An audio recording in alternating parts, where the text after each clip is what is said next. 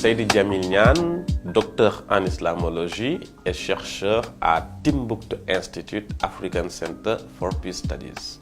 Le 13 novembre 2015, il y a eu un drame qui s'est abattu sur la France. C'était l'attentat contre le Bataclan. C'était un samedi, je me souviens, et le dimanche, c'est-à-dire le 14 novembre, il y a eu un ami qui m'a dit comme ça au téléphone, « Oula Djamil, qu'est-ce que vous avez fait encore ?» Et avant, c'est-à-dire quand il y avait d'autres attentats contre Charlie Hebdo, contre l'hypercachère Mohamed Merah, on nous demandait, vous en tant que musulman, qu'est-ce que vous pensez de cela?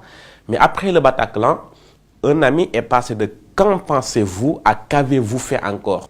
Par une phrase très simple, on a mis tous les musulmans, moi et mes co-religionnaires, dans le même sac de ces assassins qui ont fait trembler la France. Et c'est pour cela que j'avais écrit un texte pour dire que je n'avais pas à me justifier. Et c'est ce texte-là qui s'est transformé en livre que j'ai intitulé « Moi, musulman, je n'ai pas à me justifier », publié par Erol en 2017. Mais ce n'est pas surtout un livre pour dire que je n'ai rien fait et que l'islam c'est gentil et que l'islam n'a rien à voir avec ça, parce que c'est beaucoup plus compliqué. Le sous-titre c'est « Manifeste pour un islam retrouvé ».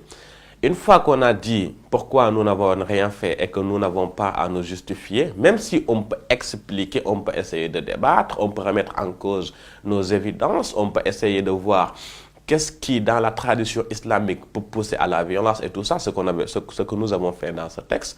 Nous sommes partis dans une autre étape plus, si vous voulez, plus analytique, où on expose notre point de vue de l'islam, ce que nous avons appelé un islam retrouvé, parce que nous sommes partis du principe que ce qui devait être la base de la religion, c'est-à-dire lier l'homme à l'homme, lier l'homme à la nature et lier l'homme au principe suprême, commençait à se perdre. Et cet islam retrouvé, c'est un islam purement spirituel et humaniste.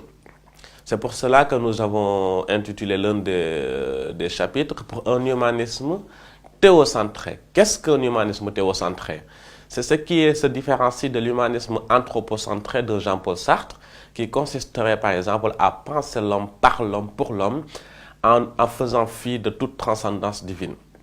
Ça va être l'humanisme de Jean-Paul Sartre qui était existentialiste, ou bien de Frantz Fanon qui n'était pas vraiment un vrai chercheur de Dieu.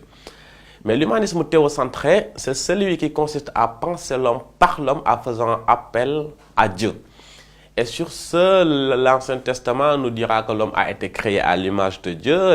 Les évangiles nous diront « Heureux ceux qui répandent la paix, car ils seront appelés fils de Dieu ». Et le Coran nous dit, en parlant du récit de la création d'Adam, « Quand je l'aurai créé, et que j'aurai insufflé de mon esprit, alors prosternez-vous devant lui ». Ça, c'est Dieu qui parle d'après le texte coranique. Ce verset implique pour quelqu'un comme Thierno Bokar Salif Tall, qui était le maître spirituel d'Amadou Hampâté Bâ, ce verset implique que chaque descendant d'Adam est dépositaire d'une parcelle de l'Esprit de Dieu.